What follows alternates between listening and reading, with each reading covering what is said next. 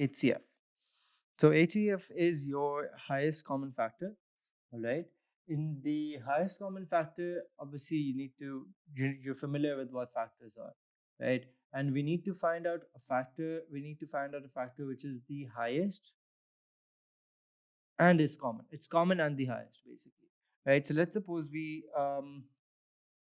let's see. So we have the numbers 12 and 18, right? Let's go ahead and do a couple of working for this here. So two 6 are 12, two 9s are 18, similarly 3 2s are, and 3 3s are. Okay, so it's not important for you to just, carry on after this. Once you know that, these are prime numbers, so there's really no point in carrying it on. Okay, so what would be the HCF for this? Okay, so how you would normally, think of this as is basically you need to list down all the numbers. All right, so what exactly does this mean? It means that the number 12 has the following factors, which is 1, 2, 3, 4, 6, and 12. Similarly, we have 18. 18 has the following factors as well, 1, 2, 3, and 6. You get 9. All right. So if you can look at this thing here, we have 3, which is also a common factor in both of them. However, we're looking for the highest common factor, right? So the next common factor would be a 6, all right, which is why our answer is supposed to be 6. All right, that's basically how you find the HCF. All right, or if you were just pick it up from here where you had the question, you just need to take the two things which are common. So 2 and 2 is common, you write that once, and 3 and 3 is common, you write that once again, and you end up multiplying them together, and that's how you find out the final answer. All right, so that's HCF for you. Next up we have LCM. All right, so LCM is basically quite the opposite of that. All right, in that case, in HCF we had your factors. Okay, in LCM we have least common multiple. All right, so factors and multiple completely opposite.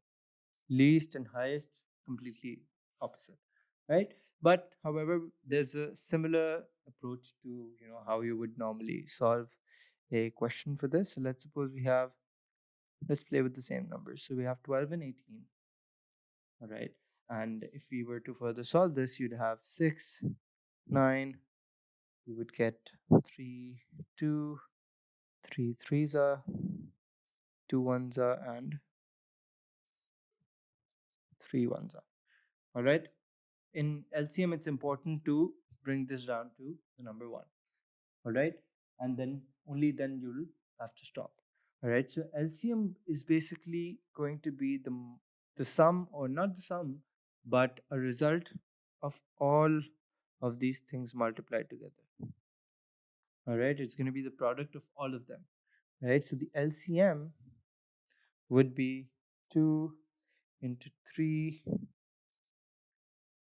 sorry, into 2 into 3, okay, and that will give us 36. All right, so there you go. That is basically your LCM, least common multiple. Now what exactly does 36 mean? I mean, come on, that's that's the answer, right? But what does it mean? 36. Let's see, what are multiples again?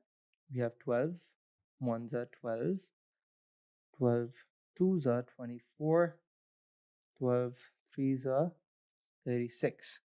All of these are your multiples for 12. Similarly, when you talk about the multiples of 18, 18 ones are 18, 18 twos are 36. So these are your multiples for 18. Okay.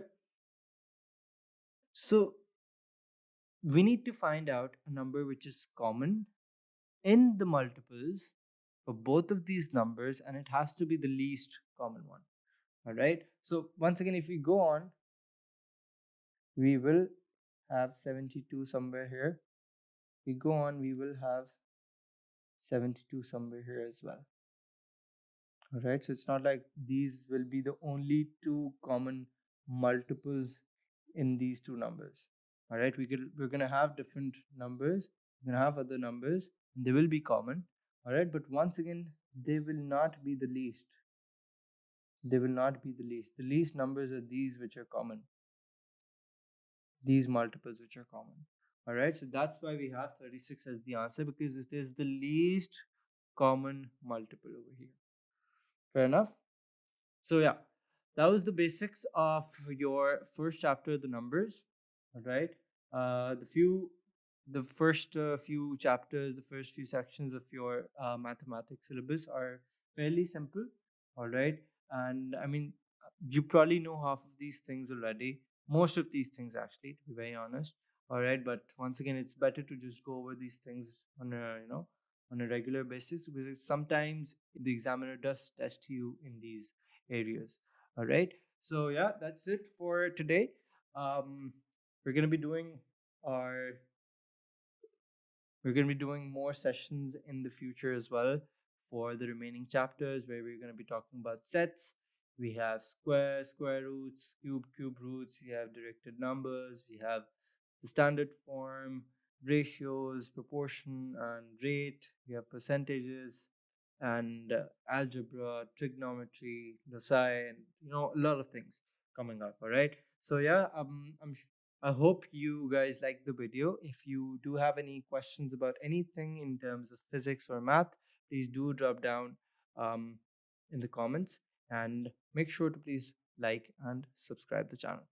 All right, guys. Thank you so much for your time. Take care. Bye bye.